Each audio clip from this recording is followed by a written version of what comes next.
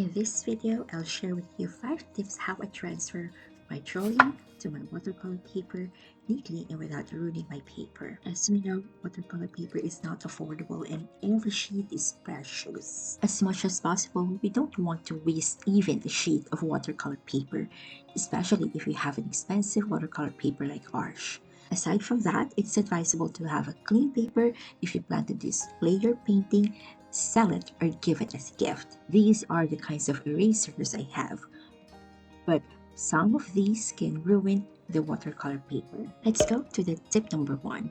Use a 4H pencil. I use 4H pencil because it has a subtle color that you can see the pencil lines and can be easily covered with watercolor and easy to erase before painting.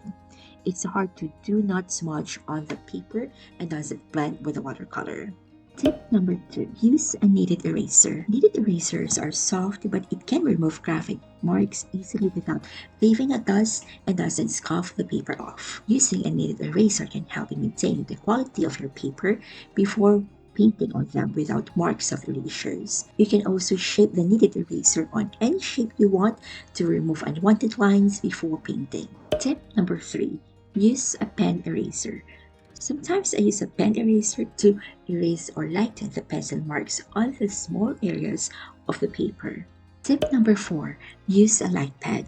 I also use a light pad to trace my outline sketch to my watercolor paper. Using a light pad is a game changer for me. I don't have to draw directly on the watercolor paper before painting it. I create my sketch on a sketchbook or copy paper or on my iPad. Then I print it out, and that's where I transfer my drawing to a watercolor paper.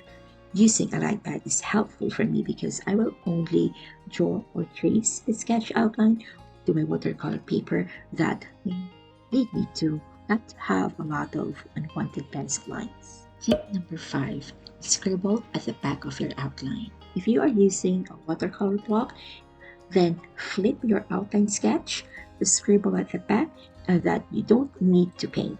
Using a kneaded eraser can help to remove those marks, but be sure to erase the pencil marks before you paint. I hope you find this video helpful and I recommend to watch this next video.